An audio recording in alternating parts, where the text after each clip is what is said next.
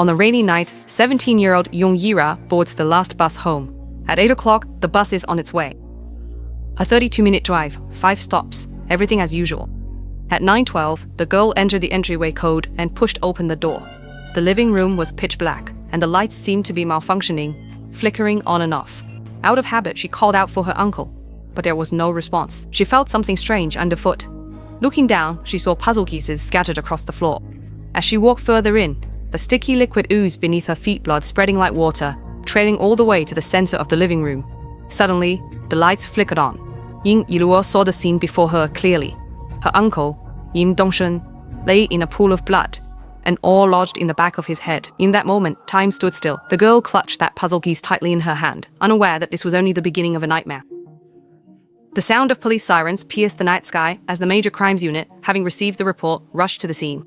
Among the team was rookie detective Kim Han-kwon, for whom this was the very first homicide case he had ever handled.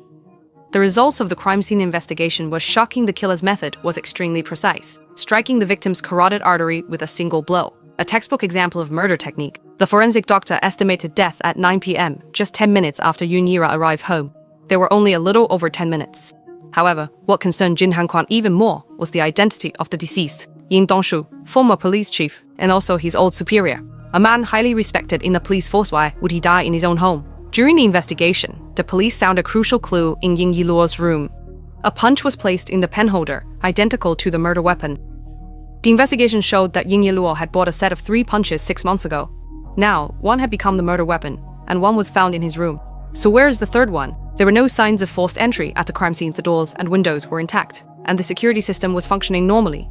This means the killer either had a key or knew the code. Taking into account that there were no signs of resistance from the victim, the police reached a preliminary conclusion. The crime was committed by someone familiar. All the evidence points to one person, Yin Yiluo. In the interrogation room, facing police questioning, Yin Yiluo was surprisingly calm. He described in detail the process of returning home, leaving school at 8, taking the 147 bus, arriving home around 9. He remembered entering the entryway code, remembered taking off his shoes and walking into the living room. But after that, his memory went blank. From the moment he entered the door to when the housekeeper found him standing next to the body. For a full 13 minutes, Yun Il-ra claimed to have completely lost her memory. No one believed her. How could someone just forget something that happened only a few hours ago? Since everyone involved was familiar with each other, they had no choice but to let the newcomer, Kim Han-kwon, step in and put more pressure on the girl. The investigation revealed that Jung Il-ra had previously had conflicts with her uncle over issues related to the school dormitory. More importantly, as the only blood relative in the family, Yun Il-ra stood to inherit all of her uncle's estate, had motive, opportunity, and means. Yet, Jung Il-ra consistently stuck to her poetic statements, and throughout the entire process, she never confirmed anything for Kim Han-kwon. Her gaze was eerily calm, as if she were recounting someone else's story. The case reached an impasse, with no direct evidence to prove that Yun Il-ra was the murderer, but all the circumstantial evidence was against her. In the end, the prosecution released the 17-year-old girl due to insufficient evidence. Watching Jung Il-ra's departing figure, Kim Han-kwon silently vowed to uncover the truth. Time is the best makeup artist, but also the most ruthless judge. 10 years have passed, and ironically, that helpless girl from back then has grown into a skilled criminal profiler at the police department, with her own unique abilities. She analyzes the killer's psychology and motives from the perspective of the criminal, but the trauma has never truly healed. Yin Yiluo became obsessed with bungee jumping, addicted to the thrill of being close to death. In the instant the rope pulls tight, she feels an unprecedented sense of release. When she's not bungee jumping, she likes to drive at high speeds. She doesn't have an everyday Carolee, a Lamborghini. Her friends can't understand her recklessness, but she simply says, the feeling of being on the verge of death is just too wonderful. In the psychologist's office, the doctor tries to help her recover her lost memories. But for the past 10 years, whenever she tries to recall that night, Yiluo's mind always goes completely blank. She can remember the code to the entryway, the feel of the colored puzzle pieces, and the image of her uncle lying on the snowy slope. But she just can't recall those crucial 13 minutes. Her dreams have become her greatest torment. Every night, the same scene plays out again and again. Entering the code, the colored puzzle, flickering lights, and then her uncle's corpse. The dream always ends abruptly at this point, as if some force is preventing her from seeing the truth. On the other side, Kim Han-kwon's obsession has reached a pathological level. For 10 years, he has never stopped the investigation of this case. Every so often, he would reorganize the evidence and analyze new possibilities. Gradually, he became known among his colleagues as the madman. Today, Kim Han-kwon is still an ordinary detective in the Major Crimes Unit. He hasn't been promoted, transferred, or even changed his seat in 10 years. The head of the Major Crimes Unit, Jang Jang-ho, often jokes that he's stubborn, but Kim Han-kwon doesn't care. He is waiting for an opportunity, waiting for Yoon Ik-ra to slip up. This persistence makes him seem out of place. While other detectives are busy handling new cases, he's still studying crime scene photos from 10 years ago. When his colleagues go out for dinner after work, he drives to the neighborhood near Yoon Ik-ra's house to keep watch, and has even been reported as a suspicious person by the housekeeper. On the very same day that Kim Han-kwon was reported, there was a new development in the case. A new murder case shocked all of Seoul. A 10-year-old boy named Jun-soo was found dead in his own room, his body covered in stab wounds. There were no signs of forced entry at the scene, and the killer had calmly cleaned the murder weapon after committing the crime. This case was assigned to Yoon Ik-ra, who was responsible for criminal profiling. Standing in Jun-soo's room, Yoon Ik-ra keenly sensed that something was off. Younger brother's walls covered with certificates, older brother's belongings labeled. Judging from the handwriting size, the older brother is insecure and timid, having long lived in the shadow of his younger brother. During the interrogation, the older brother claimed that his younger brother was already dead when he found him, but Ying Yiluo noticed a detail and, drawing from his own experience, pointed it out to the older brother. When describing the events of the case, his tenses were inconsistent. Some things he described in the past tense, while others he used the present continuous tense. There are only two possibilities for this kind of language habit. Either the event never happened, or the speaker is actively fabricating memories. Faced with Ying Yiluo's questioning, the older brother finally slipped up. He inadvertently mentioned that he went to the kitchen, but according to his previous statement, he called the police immediately after discovering his brother. So why did he go to the kitchen? The truth came to light, and the older brother confessed to the crime. The father's long-term favoritism had caused deep-seated resentment in him, which ultimately led to tragedy. These cases made Ying Yiluo famous and also allowed Jin Han-kwon to recognize his abilities. But the doubts in his heart had not dissipated. With such precise psychological analysis and such keen observation, could someone like this really lose their memory at the crime scene? At midnight, a motorcycle stopped in front of Ying Yiluo's house. The courier put down the package, leaving in a hurry. No one noticed this inconspicuous detail. There was no sender's name or address on the package, only a yellow wrapping. The moment Ying Yiluo opened the package, it felt as if time had rewound 10 years. A puzzle piece with an unfamiliar art style, yet a familiar texture. It was exactly the same material as the puzzle piece found on a snowy slope 10 years ago. This was a blatant provocation, announcing that the killer had returned. Late at night in Seoul, engines roared as Ying Yiluo dialed Kim Han-kwon's number over and over, but no one ever answered. He had to find him, had to make sure he saw this puzzle piece as soon as possible. Memories from 10 years ago surged back like a tide. The same material, the same craftsmanship marks, even the subtle wear along the edges was identical. This was a work of the same person. Ying Yiluo drove to the address registered under Kim Han-kwon, a luxury apartment building 1 city on Hangang Road, one of the most upscale residential areas in Seoul. He rang the doorbell in the lobby, and it was answered by a middle-aged woman, Kim Han-kwon's mother. Ying Yiluo identified himself, knowing that every week on this day, Kim Han-kwon would come home to visit his mother. Today, the timing was just right. She should be here too, but Mrs. Jin said she happened to be away today. Yilu originally planned to go straight home, but when she went to get her car, she couldn't remember which basement level she had parked on. She didn't expect that this accidental mistake would pull her back into the center of the storm. On basement level 2, a red sports car sat quietly in the corner, its headlights still on. Normally, high-end cars are equipped with automatic headlights that turn off when the engine is shut off. Otherwise, the battery would be drained and the car wouldn't start. She walked closer and, through the front windshield, saw a terrifying scene. In the driver's seat sat a woman, her head tilted to the side, eyes wide open and bloodshot, her neck bearing a deep ligature mark that stretched from the front all the way to the back. The deceased was named Lee Mei-ying, a resident of Only City and the owner of the Griffin Whiskey Bar. Ying Yiluo immediately called the police. His voice was calm, and in just a few words, he accurately conveyed all the key information. There was no panic, no confusion, and he patiently waited for the police to arrive at the scene. This extraordinary composure was exactly the reason why everyone suspected him 10 years ago. Soon, Zheng Wenzu also arrived at the scene. The car's dashcam had been unplugged, and the handbag was left undamaged under the hood. All the valuable items were still there. Nothing was missing. It's obvious that this was a premeditated murder. When he heard that the person who called the police was Ying Yiluo, Jin Han-kwon was overwhelmed with emotion, deeply shocked, and at a loss for words. 10 years ago, he was the first person to discover the scene. 10 years later, he once again became the first to discover it. This is definitely not a coincidence. Before the Major Crimes Unit arrived, Ying Yiluo had already left. He had other matters to attend to. According to the delivery man's account, the order was accepted at 10:32 p.m. via prepaid method, and the item was placed in the men's restroom of the merchant's spare warehouse. There was no surveillance there, definitely no fingerprints, and the phone used was an untraceable burner. The trail couldn't be traced back, and the clues ended there, but there was always a faint, elusive gaze watching Yin Yiluo. Jin Hanquan returned to the police station and found Yin Yiluo sitting in his seat, looking like a child visiting someone at work. He was on the verge of losing his temper, wanting him to explain clearly why he was always the first to discover every murder case. Yin Yiluo didn't offer any explanation. He simply took out 2 puzzle pieces and placed them on the table to fit them together. They matched perfectly. The art style, material, and craftsmanship were all identical. This is a serial murder case that has started again after a 10-year hiatus. But this did not shake Jin Hanquan's resolve. Yin Yiluo was already used to it and turned away with a casual air. He had prepared his statement in advance, meekly placed it on the table, and maintained a cold, detached attitude, as if none of it had anything to do with him. The next day, Jin Hanquan began on-site evidence collection with the new member of the Major Crimes Unit, Kui Suan. By reviewing the surveillance footage, it was discovered that Li Meiying drove into the underground parking lot at 10:07 p.m., and the time of death was between 10:10 and 11:30 p.m.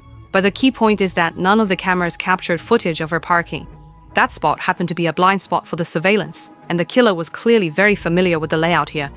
The security guard explained that the community had originally planned to install surveillance cameras, but since all the residents here are either wealthy or influential, no one wanted their privacy to be invaded, so the installation kept getting postponed. Asuan was assigned to retrieve the dashcam footage from all the vehicles on the second basement level. It was a heavy workload, but this is basic police work. Dashcam footage was even more troublesome, as it required contacting each car owner one by one to collect the recordings from every vehicle. Asuan joined the team a month ago. Though not young, he still spoke respectfully to his seniors. Jin Hanquan, for his part, was comfortable putting on senior S. When you truly eat with me, you always eat first. What are you shouting about so loudly and mysteriously? The Major Crimes Unit arrived at Li Meiying's mansion, a luxurious residence worth billions, lavishly decorated and filled with countless gold, jewels, and luxury goods. There were no signs of the room being searched. The killer clearly hadn't touched anything in her home. The forensics team confirmed there were no signs of forced entry. The killer had never entered the victim's home. This further confirmed one conclusion. The killer acted with premeditation and deliberately chose that location to commit the crime. Asuan reported on the progress of retrieving dashcam footage, noting that the residents were extremely uncooperative. This is the community with the highest average income in the country. Then, the ice cream for dogs costs 20,000 won each. No one is willing to hand over footage from their private vehicles. Each team member was assigned a task. Kim Hanquan was sent to investigate a whiskey bar, but he remained convinced that Yunaira was suspicious and began his own private investigation. He went to Sunshine Psychiatric Hospital and found Yung I, Ra's attending physician, Lee Sang-suk. The doctor was not surprised by his visit, but her attitude was cold. She insisted on maintaining doctor-patient confidentiality and refused to disclose any information. Kim Hanquan then took out a photo of the puzzle and asked if it was, "Have you seen anything like this before?" The doctor didn't answer directly and just repeated what he said earlier. This visit yielded nothing, but it still didn't shake Kim Hanquan's suspicions. It was like this 10 years ago, and it's still the same 10 years later. Kim Hanquan was sent to the whiskey bar by the team leader. The owner was gone, but the bar had no plans to close down. The bartender explained what happened last night. The owner left early, around 9 o'clock, after serving 4 guests and having an in-depth conversation with one of the male guests. There were no surveillance cameras in the bar, as the owner believed it was a private space, and that cameras would infringe on the guest's privacy. The bartender couldn't recall the specific identity of that male guest, but then provided the manager's contact information. With the basic investigation finished, Jin Hanquan added a personal touch by taking out a photo of Yin Yiluo and asking about her. It was only after the bartender confirmed he had never seen her that Jin finally felt at ease and left. Jin Hanquan pulled up Li Meiying's call records and found that the last 2 calls she received before her death were both from the same number. One call came in at 8 in the evening, and another, which was missed, at 9:45. He dialed the number, and the voice on the other end left him stunned. It was actually the current bureau chief, Xuan Haojing. Xuan Haojing had only recently taken office, and from the very beginning, he had learned about Jin Hanquan's reputation as a madman naturally didn't earn him any goodwill either. The director firmly denied having gone to the bar last night, but admitted to being a regular at Griffin. He also acknowledged making phone calls last night. The first was to reserve a private room, and the second was to cancel the reservation. However, since Li Meiying didn't answer, he gave up. Jin Hanquan's persistent questioning not only made the director look bad, but also embarrassed the team leader standing nearby. Since everyone already thought he was a madman, he simply abandoned any pretense of tact, demanded that the director write a statement, and then left abruptly. An internal investigation began at the bureau, and every officer who had been to the bar was called in for questioning. The Major Crimes Unit, The Public Order Division and the Foreign Affairs Division, at least dozens of people from these departments, were regulars there. The team leader took the initiative to admit that he had also been there. On the day of the director's inauguration ceremony, everyone went there together once. He apologized for not having mentioned it earlier, which showed he was still a good comrade. Next, they began to check each person's alibi one by one, their relationship with the deceased, and their whereabouts on the night of the incident. Jin Han-kwan's investigative methods made his colleagues resentful. He didn't trust anyone, questioned every detail, and even demanded to check their phone location records. This approach completely destroyed the relationships among colleagues in the bureau, and everyone complains about his paranoia, saying he treats his colleagues like criminals, but no one dares to actually do anything to him because he's a madman.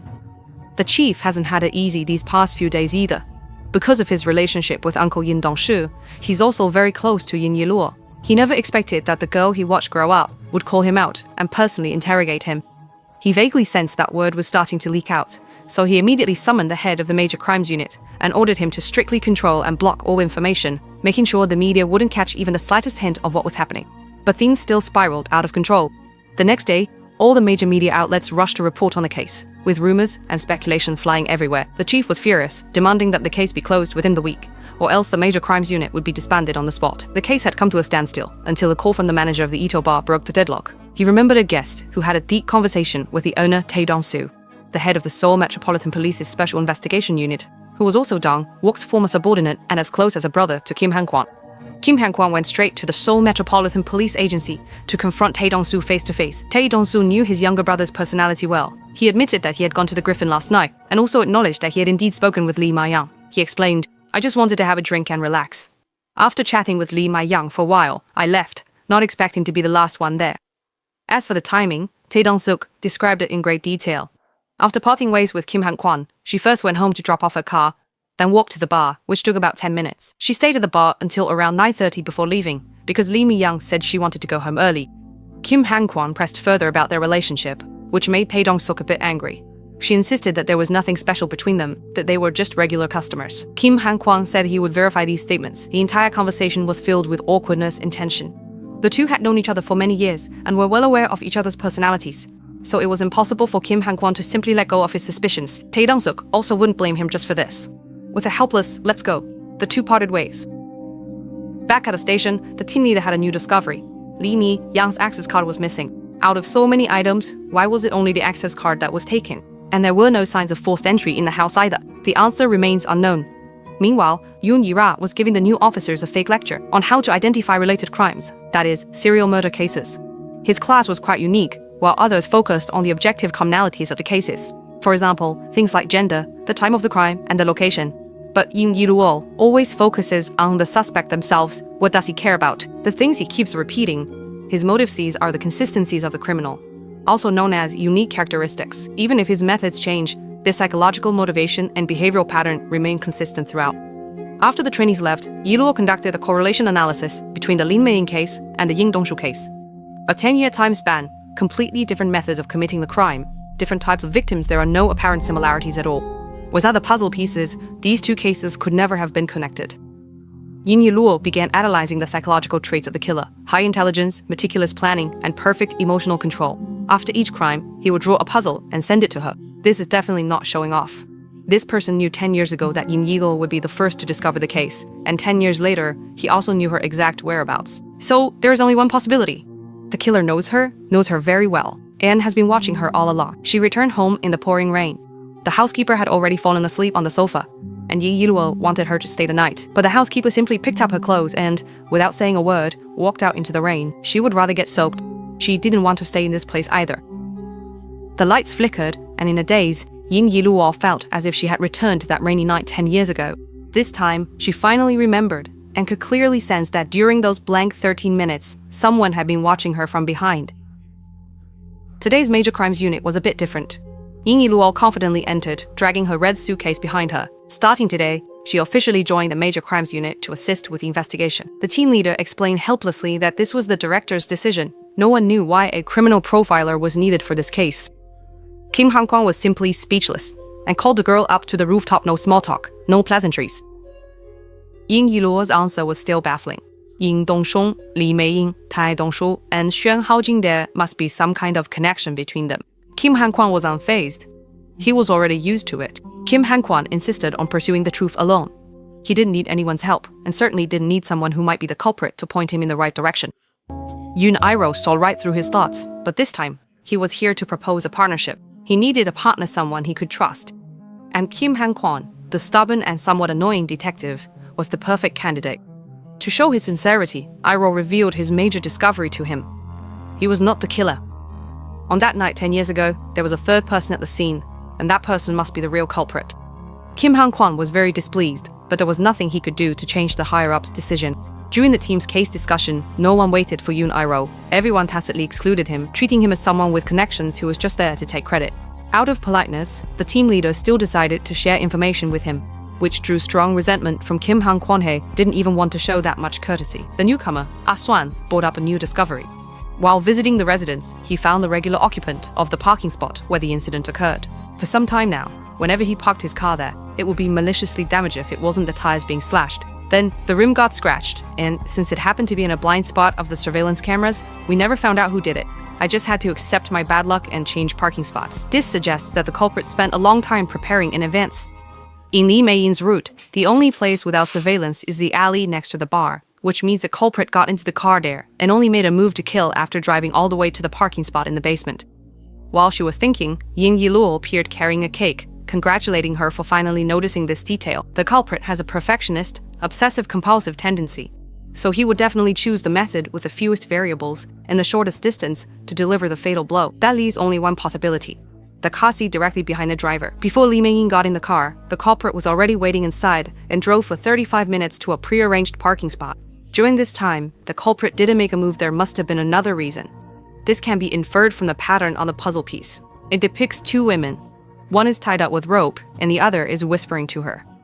For the first time, Kim Han-kwan had to acknowledge the girl in front of him.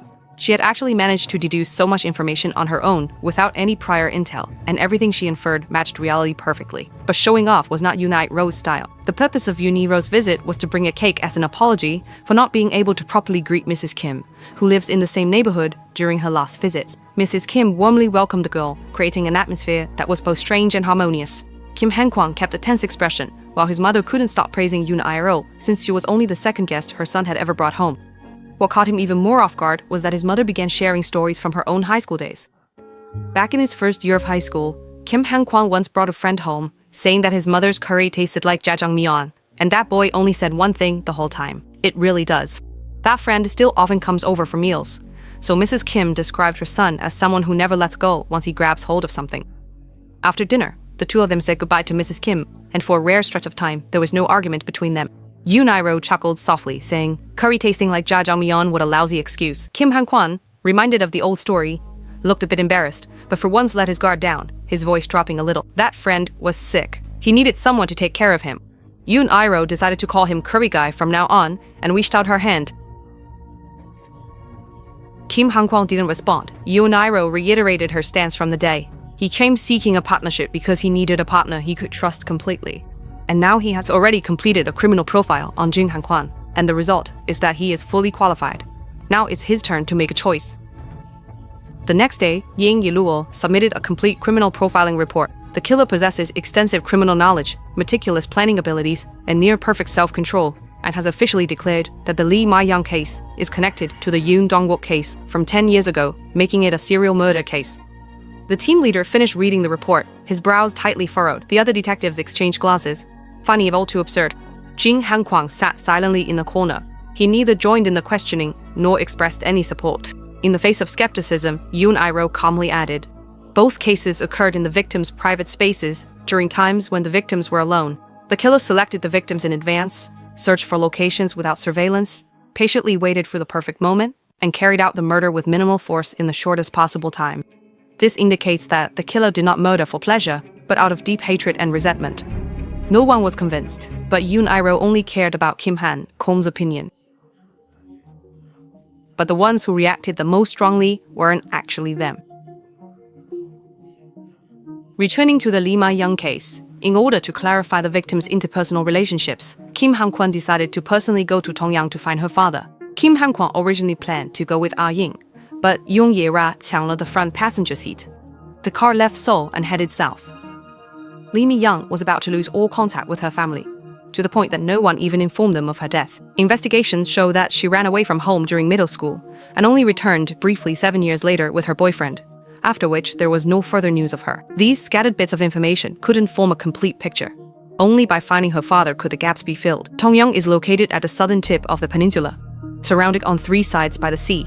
Picturesque and renowned for its fishing and shipbuilding industries, the air is filled with the salty tang of the ocean. Unlike Seoul's forest of skyscrapers, the buildings here are simple and the streets winding, as if time itself has come to a standstill. Li Mi-young's old home still stands, but her father has already moved into a nursing home. His Alzheimer's symptoms are rather unstable. Sometimes he is as lucid as ever, while at other times he doesn't say a word. Since moving in 2 months ago, there are hardly any visitors. Only the cousin who brought him here occasionally comes to see him. The nurse explains that today might be a wasted trip. The old man's condition has not been good lately. Pushing open the door, Li Tu-yuan sits alone by the window, wearing a heavy down jacket. Even though the temperature is comfortable, his gaze is vacant, as if his soul has already left his body, leaving only an empty shell behind. Jin Han-kwan steps forward to introduce himself, but the old man shows no reaction. After observing for a moment, Yin Iluo suddenly changes his approach. He disguises himself as a student and walks up to the old man, softly calling out, "Dad!" The effect is immediate. A sparkle returns to the old man's eyes, and a long-lost smile appears on his face. He recognizes his daughter and even asks for a bowl of jiajiao noodles. You ask him on the first floor if he still remembers Ying Dongshong. The old man frowns slightly, not recalling the name, but he does remember the boyfriend she brought home back then. The old man really didn't like him, because every time he saw him, he felt uncomfortable. While eating noodles, Jin Han-kwan split up to investigate and found the old man's cousin. The cousin also mentioned this boyfriend, but had only met him once and didn't remember much. Here's the question. If he only met him once, why did the old man say every time he saw him? That night, the two of them were together. The answer was found in the house. Sure enough, there was a photo of that ex-boyfriend in the album. The man had a distinctive tattoo on his neck, which looked like a symbol of the Japanese Yakuza. Jin Han-kwan examined it carefully. There was only one photo, and he didn't even know the man's name, but this was the only clue. Ying Yiluo pondered what the old man meant by completely became another person. What did that mean? The manager of Griffin Bar recognized the man in the photo. This man had been here twice, but he left a deep impression. The first time was at the bar's opening. The man claimed to be Lin Mei-ying's childhood friend and, to celebrate, ordered the most expensive whiskey. A month ago, the man showed up again, but his attitude was completely different. He claimed the bar was opened with his money. He also said that the apartment where Lin Mei-ying lived belonged to him. Amidst the commotion, the man secretly slipped the manager a business card, inviting him to dine at his own restaurant. Jiang Jimu, owner of the Chinese restaurant Hut. At that moment, the team leader called the fingerprint identification results were in. The fingerprints left in Lin Mei-ying's car belonged to Jiang Jimu, whose address is in a high-end residential area in Yongsan, Seoul. The chain of evidence began to form, and the suspect's identity was confirmed. The police split into 2 teams and headed to the restaurant, while the other went to the bar. They went to Jiang Jimu's home, but they couldn't find anyone at either of the specified locations. And ever since last night, Jiang Jimu has been completely out of contact.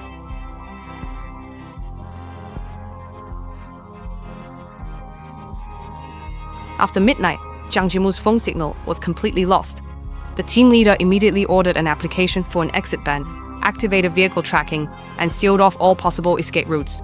Jiang Jimu is no longer just a missing person, but the prime suspect in the Li Mei-ying murder case. The team leader led the group to the last location where Jiang Jimu's phone signal appeared at the corner of the highway rest stop parking lot, where a black Mercedes sat quietly waiting. The car was muddy, the dash cam was missing, and the memory card had been removed. The perpetrator had cleaned up thoroughly, leaving no traceable devices behind. It was clear that this was not a spur-of-the-moment escape. Several coils of hemp rope were found in the trunk, placed haphazardly. They resembled the murder weapon in the Jin Mei-ying case, but showed no signs of use. Although surveillance footage was retrieved, the images were blurry and the angles poor. All that could be seen was a person wearing it. The man with the gloves walked into the rest stop and never came out again. Behind it was a barren mountain, with no other way out. The container was 10 meters high, and Jin Han-kwan struggled to climb up. When he came down, both his palms were scraped, but he found nothing. Jiang Jimu disappeared just like that. Kui Suan obtained Jiang Jimu's movement trajectory. At 9 p.m. last night, he left the restaurant and headed straight to his home in Hanam-dong. But he stayed at home for less than 5 minutes before setting out again. His wife previously said he never came home, which is the first contradiction. Then, Jiang Jimu drove onto the highway toward Changchun. At 11 p.m., he headed to Yongpyang Reservoir. He stayed by that remote reservoir for a full 3 hours. It wasn't until 2:29 a.m. that Jiang Jimu got back on the road. The last signal appeared at a highway rest stop, then disappeared completely. Coming to the reservoir in the middle of the night was definitely not for fishing, since there isn't even a place to park here. So why did Jiang Jinmu come here? The answer was soon revealed. Jiang Jinmu's last car transaction showed he was at Yongpyang Hotel, a couple's motel known for its privacy. The hotel front desk confirmed that Jiang Jinmu had indeed been there, but he had already checked out early. As Jin Hanquan entered the room, a strange odor hit him in the face. The cleaner was tidying up, complaining about not knowing what new tricks the young people had played this time. In fact, the room was already very clean even without being cleaned. But Jin Hanquan still felt something was off. When he walked into the bathroom, the smell grew stronger. Looking closely, he finally noticed a few drops of blood splattered under the sink. A brutal killing had taken place here. The forensics team rushed to the scene immediately. Luminol reagent revealed that the bloodstains were mainly concentrated in the bathroom. The killer had carried out the bloodiest part of the crime here, then calmly cleaned up the scene. But strangely, there were no signs of a struggle in the room. The chairs were neatly arranged, the bed was undisturbed, and not even a single fingerprint could be found. This indicates that the killer subdued the victim instantly, giving them no chance to fight back. A night shift employee provided a crucial clue. At 2 a.m. last night, someone witnessed a man in red pants dragging a red suitcase out of the lobby. And Jiang Jinmu was wearing red pants that day. The timeline is starting to become clear. Jiang Jinmu didn't go home, received the mysterious phone call, rushed to the hotel in a hurry, and then was murdered. But where is the body? Call and ask. The answer is, at the bottom of Yongqing Reservoir. 3 hours after the rescue team entered the water, a heavy red suitcase was dragged ashore. As the zipper was slowly pulled open, a putrid stench instantly filled the air. Inside the suitcase was a headless, handless corpse. Yin Yiluo also arrived at the scene. A headless, handless corpse, precise dismemberment, and a calmly cleaned-up scene indicate that this was not a crime of passion. But what she focused on was not the gore, but the logic. She pulled up Jiang Jinmu's criminal record and carefully studied his psychological profile. Violent tendencies, impulsive personality, poor self-control, repeatedly fired for violence, frequent job changes, and a completely chaotic career path. This is an emotional person who acts purely on instinct. Then she compared the methods used in the Li Meiying case. Meticulously planned, flawlessly executed, and no evidence left at the scene. The killer displayed two completely opposite personality traits: extremely strong self-control and systematic thinking. So while everyone else was still gathered around the headless corpse, Yin Yiluo went straight to Jin Hanquan and directly stated her conclusion. Jiang Jinmu was not the one who killed Li Meiying. Jin Hanquan was puzzled. Jiang Jinmu's fingerprints were still on Li Meiying's car, and he also had a clear motive. Now he's mysteriously disappeared again. Who else could it be but him? Yin Yiluo continued to reason logically. In the last surveillance footage of Li Meiying, her shoulders were hunched, her eyes filled with fear, and her hands gripped the steering wheel tightly. This isn't how someone reacts to a familiar person, but rather an instinctive fear when facing a stranger who is dangerous. Although Jiang Zhengmu is hot-tempered, he is simple and transparent at heart. Li Meiying has known him for many years. She wouldn't be that afraid of him. The real culprit is a stranger she had never met before. At this moment, the DNA test results came in. The headless corpse found in the reservoir was confirmed to be Jiang Zhengmu himself. The suspect has become the victim, while the real murderer is still at large. The investigation team summoned Jiang Zhengmu's wife, Shu Liangxi, to the police station. Upon hearing the news, her reaction was almost perfect. Tears welled up, her body trembled, and she kept repeating that it was impossible. Her husband had only told her that he would be home late. She displayed every emotion one would expect, and did so flawlessly. But when reviewing the video footage, Yin Yiluo noticed something unusual. He went alone to Jiang Zhengmu's home, where Shu Liangxi received him. There was no grief of a widow on her face, only a strange calmness. Yin Yiluo brought it up on his own initiative. Lin Meiying asked her when she first heard this term. Shu Liangxi unexpectedly admitted that her husband had once given that woman an apartment, which is now worth a lot. After learning that Yin Yiluo was a criminal profiler, the woman became even more interested and offered to make coffee. She said she had specially learned for 6 months. And then they talked about how their nail styles were almost identical, with similar colors and lengths. Shu Liangxi seemed very satisfied, as if she had discovered some interesting coincidence. Yin Yiluo noticed that the house seemed to have 2 master bedrooms. Once the conversation started, the woman began talking about her childhood. When she was 13, there was a fire at home, and her grandmother and older sister died because of it. Shu Liangxi explained that ever since she got married, she and her husband have slept in separate rooms. She can't stand having someone breathing next to her. If someone is beside her while she sleeps, she can't sleep the whole night. If the distance is too close, problems will arise. At first, her husband didn't understand and hoped they could be more intimate, but she stuck to her principle. She likes to do everything alone and make decisions by herself. Then the conversation shifted to the past. Since childhood, Shu Liangxi never had a room of her own. She squeezed in with her grandmother and older sister until a fire broke out at home when she was 13. A fire broke out, and family members lost their lives. Ironically, they were supposed to move the very next day. The new house had 2 rooms. Although it wasn't entirely private, at least it was more spacious. Ying Yiluo realized that what this woman truly cared about wasn't her family, but the space. She was noticeably more emotional when talking about not having her own room. Xu Liangxi seemed to really like the girl. The two shared similar tastes, hobbies, and even the same look in their eyes, a look that only those who have experienced loss possess. Ying Yiluo didn't respond, because being like her was nothing to be proud of. Meanwhile, Jin Hanquan's investigation was also making progress. Jiang Jiwu had actually returned home, which directly contradicted Xu Liangxi's repeated claims that her husband hadn't come back. He returned home with doubts, only to be startled Ying Yiluo had actually cracked the door lock code and broken in, acting as if it were her own place, and even brought pizza takeout. Jin Hanquan's door lock code was 1025. The day Ying Dongxun died was the same as Ying Yiluo's, and the similarities between the two were more than anyone had imagined. Both had been deeply affected by that case. Jin Hanquan didn't live with his mother. Instead, he moved out with his father's belongings and rented an ordinary, old apartment in a typical neighborhood. Apartment. Her father always wore a police uniform, but he wasn't actually a police officer, he was a not-so-famous actor. No wonder he looked so dashing. After a bit of small talk, the conversation returned to the case. In fact, the biggest oddity about today's meeting wasn't anything else, but that throughout the entire time, Xu Liang never once asked about the progress of her husband's case. Normally, regardless of how good or bad the relationship is, any family member would be curious. If he didn't ask at all, there's only one possibility. He already knew the answer. So the next day, Xu Liangxi was summoned again. This time, the major crime unit presented a key motive. Xu Liangxi had been maintaining extramarital affairs with other men. Unexpectedly, the woman admitted it openly. That's right, there were 3 or 4 men, and the most recent one, whom she just broke up with, was a tennis coach. Jin Hanquan then went to find the tennis coach, Lu Kaiyu. After just a few words, he was certain that this man was definitely an accomplice. It was simple. Both of his arms had wounds, just like his own, all from climbing over the fence in the rest area. The problem was, there was no evidence. How could they get them to confess? Ying Yiluo suggested an idea. Right now, they're shifting blame onto each other and are quite united. Then let's separate them and break them down one by one. Whoever is more vulnerable will be the first to confess. Obviously, that person must be Lu Kaiyu. The two of them were high school classmates, childhood friends, and had dated before.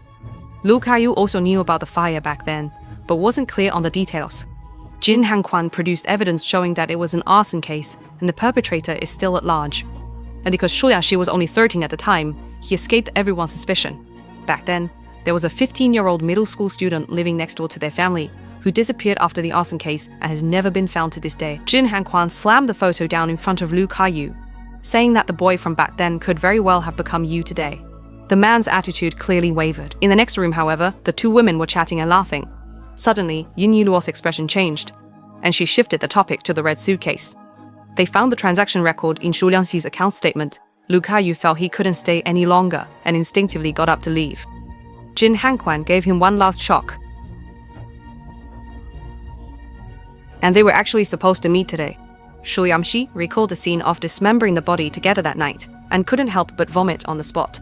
What followed was the standard procedure. With the suspect's guidance, the police found Jiang Jimo's fingerprints on the body. The remaining part was widely reported by the media, successfully diverting attention from the high-profile case. Ying Yiluo's assignment period also came to an end. Before leaving, he gave each colleague a detective hat, but none of these middle-aged men looked apart when they wore them. Everyone was immersed in the joy of solving cases, completely forgetting that the high-profile case remained unsolved to this day. And through this collaboration, Jin Hanquan also completed a criminal profile of the girl. The conclusion was that she could be trusted. Everything seemed to have come to an end. But the next puzzle piece quietly appeared in Yiluo's inbox. It was made of the same material and bore the same handmade marks as the one from 10 years ago. Ying Yiluo stared at the third puzzle piece on the table, his brow tightly furrowed. On the screen, a man's body was divided into several sections by red lines, each incision precise, and clearly marking the specific dismemberment locations. This was Jiang Jimo. It was clearly Xu Liangxi who killed Jiang Jimo. So why was the puzzle piece sent? The red dividing lines were drawn on later. Judging by the depth and lightness of the strokes, the original picture had existed for a long time, but the dividing lines were only added recently. Even more troubling, the news reports did not detail the specifics of the dismemberment, yet the cuts were depicted with precision. The answer was almost self-evident. From the very beginning, Jiang Jimu was the killer's target, and this person is very likely someone within the police force. He had Xu Liangxi carry out the murder while he hid in the shadows, watching from behind the scenes. But new questions arise as a result. Since Jiang Jimu was satanic, Why not do it himself? Why have someone else do it for him? Was it intentional to let him go? Or did he simply find it more entertaining to watch from the sidelines? Yin Yuro had to confirm his suspicions, so he went straight to the prison to see Shu Yamshi. In the visitation room, a flicker of surprise flashed in Shu Yamshi's eyes when he saw the puzzle. He had never seen the puzzle before, but the way the red line was cut was exactly the same as how he had done it. This sneezed that, besides Shu Yamshi, there was another person who wanted to kill Zhang Jimul, and that person had been watching from the shadows, witnessing the entire murder process. Shu Yangxi recalled the details of that night. There seemed to be someone by the reservoir. Having grown up in a confined space, he was very sensitive to people around him, but at the time, they were busy dealing with the corpse and didn't look into it further. Looking back now, that hidden observer was a serial killer. Just like 10 years ago, he always had a voyeuristic fetish. On the other side of the city, a murder occurred in the factory district. In the early hours of the morning, Kui Yonghan was found dead. In a study room, there were no external injuries, no traces of blood. He lay quietly on the kapami, as if he was simply asleep. The coroner's preliminary examination determined the cause of death to be nicotine poisoning. The concentration of nicotine in his blood reached milligrams, far exceeding the legal dose of milligrams. It was obvious that this was a deliberate murder. The scene was a perfectly sealed room, with only one entrance completely covered by surveillance. Other than the three suspects, no one else had entered or left this room. You glance around the room, bottles are scattered across the table, and there are still some unfinished snacks. Everything appears perfectly normal. And it is precisely because everything seems normal that it is so terrifying. The killer was actually able to get the victim to drink the poison soju alone without any struggle, resistance, or even suspicion. There are too many variables involved. If even a single detail wasn't executed perfectly, the plan would have failed. Yi Lum began to reconstruct the events of the crime in his mind. Since the container with the poison hadn't been found, it was impossible for the poison to have been added in front of everyone. That left only one possibility. The killer had placed the poison somewhere in advance. He carefully examined every detail at the meticulous planning, flawless execution, and an almost pathological self-control. All these traits matched those of the puzzle. First, it matches perfectly. 3 men, 3 types of suspicion. Take Jim Jae for example. He was the first to discover Kui Yonghan's body when he arrived at work early in the morning. But instead of calling the police right away, he called his wife first. On the phone, his wife repeatedly told him to stay calm, and only then did he call the police. This unusual way of handling things raises suspicion. Pin Jatin, the organizer of the reinstatement celebration, had worked with the deceased for 15 years and was very close to him. A month ago, he bought a large quantity of nicotine to make his own e-cigarettes. As the last person to leave, he said goodbye to Kui Yonghan at 1 a.m. and went home alone. Li Duan, the prime suspect, was in charge of buying alcohol on the night of the incident and personally took the fatal bottle of soju out of the fridge.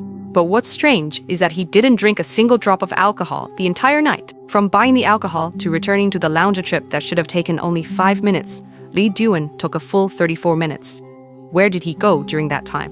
What did he do? No one can provide an answer. The testimonies of the 3 corroborate each other, and the surveillance footage reveals no flaws. Yet each of them had both motive and opportunity to commit the crime. For example, Junja owed Kui Yonghang a sum of money. Although he was close to paying it off, still, the get relationship exists. I praise this hacking word's sarcasm, foam at the mouth, gradually reaching a breaking point. Jin Jiaqi has a record of purchasing poison and had the opportunity to come into contact with the murder weapon. Li Duan's behavior is suspicious. He was responsible for steps related to the alcohol. The 3 of them began to accuse each other. Ru Dengzhe pointed at Li Duan, questioning his 34 minutes of unaccounted time and the fact that he didn't drink soju. Jin Jiaqi suspected that Ru Dengzhe believed that relationship was the most direct motive for murder. Li Duan fought back against Jin Jiaqi, emphasizing that only he had a record of purchasing large amounts of nicotine. But Yin Yuduo saw the real issue. Everyone's motives were too vague. Jin Henkuai returned to the crime scene, and Yin Yuo was there as well. Recently, the 2 of them not only acted in perfect sync, but their thoughts were aligned, and even their conversations had started to sound like riddles. Agatha Christie's The Hollow also tells the story of murder for food. Everyone had a motive for murder, but the killer turned out to be the 12-year-old granddaughter. Her age concealed her motive, making her the least likely suspect. The murders in the Rue Morgue is also a case of murder for food, with the killer being an orangutan. There is nothing new under the sun. Classic novels all convey the same truth about murder cases. Never playing by the rules, the least likely person is often the real culprit. Ying Yilil, familiar with the way, brought Jin Hangguan back to his home to discuss more private matters. The puzzle killer has a habit of hiding in the background and observing. Based on this trait, the murderer must be someone outside of the 3 people. Kui Yonghan might have died in place of the 3, or perhaps the killer holds a grudge against all 4 of them. In either case, the scope of the search needs to be expanded. Surveillance footage shows that in the past week, aside from the 3 suspects, only one other person entered and exited a lounge. The cleaner, Lian Donggen, went there 5 days ago, 3 days ago, and also the day before the incident, each time pushing the same yellow bucket. No one has confirmed exactly what was inside the bucket. In the interrogation room, Lian Donggen appeared calm and cooperative. He admitted to having bought nicotine, but said it was only because he liked vaping, and that the e-cigarette was actually a gift from Kui Yongin. As for the three drinking in the lounge, Lian Donggen admitted he didn't like it, but said it was part of his job and he couldn't refuse to do it. The most suspicious thing was that on the morning of the incident, when Lian Donggen ran into Rang Jinjae, he said, "You look quite energetic today, it really suits you." It's easy to misinterpret it as "why are you still alive?" But that was just a joke between the two of them. For example, Jinjae usually gets drunk when he drinks, and is always hungover the next day, so his sobriety that day was quite surprising. The interrogation lasted for 3 hours, but there was no breakthrough. Lian Donggen consistently stuck to his story, remained calm, and his logic was clear. But this lead also went cold. Just when things seemed uncertain, a crucial clue emerged. 5 years ago, his wife passed away. A year ago, his son died. Over time, Kui Yonghan gradually became all alone, which was also the reason he took a leave of absence from work a year ago.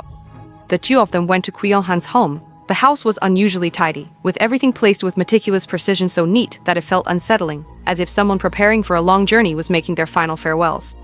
Kim Hung-klong was reminded of his curry-loving friend, a sick boy who, whenever he felt hopeless, would clean his room until it was spotless. It was the final ritual of someone in despair.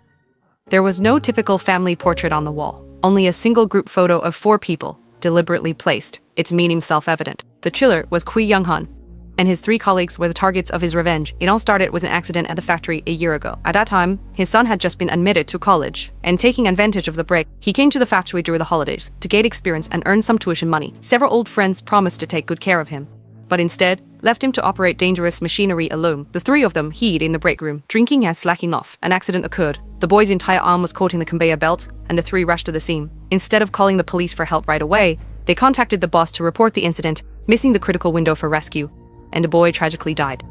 It's unclear whether Kui Yonghan ever learned the truth, but he never blamed the 3 of them. As he was suspended for a break, it seemed as if the matter was simply brushed aside. He's a soft-hearted person. Even though he was filled with resentment, he still couldn't bring himself to hurt others. So he chose a way that suited him better. He added nicotine to soju and drank it himself, disguising his suicide as a homicide. The purpose of this revenge was not to kill his enemies, but to make them live forever in mutual suspicion and blame.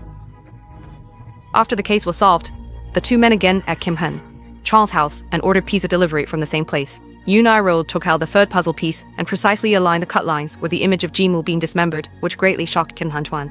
But none of this was the main point. Rather, it was a new revelation. What if the person in the puzzle wasn't Jai, but what if they're not the victims, but the perpetrators? Just like in the Choi Yan-han case, the truth could be completely reversed. Could Yoon Dong-wook, Lee Mi-young, and Kang Ji-muk, the so-called victim shave, actually play the role of criminals in some case? Gongs, whispers, onbansi symbols already appeared in the 1st and 2nd puzzle pieces.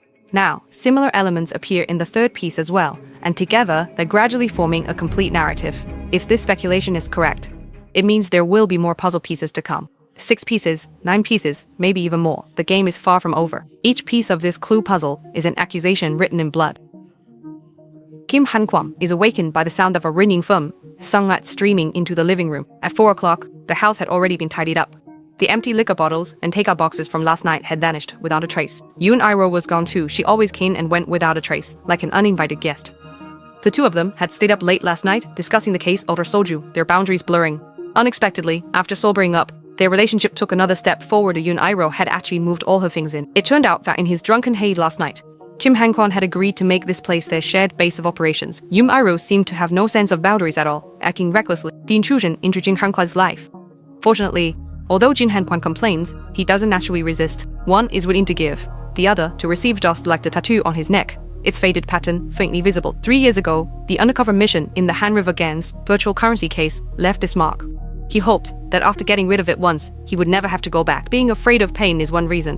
Any other excuse is just bad an excuse. In many cases, it stayed.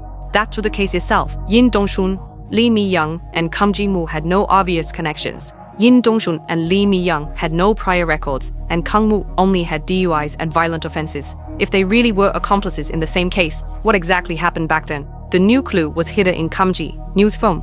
The previous 3 calls all pointed to the same person, Du Ranstu.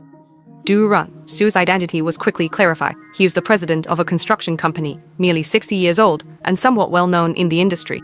The question is, why did Kim Ji-moon call him 3 times before his death? The last call lasted 1 minute and 40 seconds, definitely not just a routine business contact. No one will be in such a hurry to get in touch. For no reason he must have wanted something. But Do Ran-soo had a perfect alibi, and no suspicious points were found this. King Dami has always had a keen eye for choosing dramas. From The Witch to Itaewon Class, and now to Hierarchy, she's consistently taken on exciting roles, and each one has been a solid success. This time, she plays a criminal profiler. And when you take a closer look, you'll notice her acting has become even sharper. The show features a lineup of big names like Hwang Jong-min, Kim Song-kyung, and Lee Sung-min. But King Dami is truly the anchor of this series. Not the anchor in the sense of being the main character, but the anchor of its style. Cold, steady, and intense. The entire series revolves around her. Yet it never places her at the emotional center. The male lead, Kim Hee-kyu, is also the kind of actor who doesn't steal the spotlight, restrained and steady, able to fade into the background at any moment, yet just as ready to step forward when needed. This kind of combination exists purely to tell a good story, relying neither on hype nor on marketing. Within 2 weeks of its release, Bloodhounds shot to #1 on streaming platforms in Korea and made it into the top 10 in many Asia-Pacific regions. It climbed its way up on the strength of its content alone, which proves one thing. Audiences aren't put off by challenging material, only by pointless filler.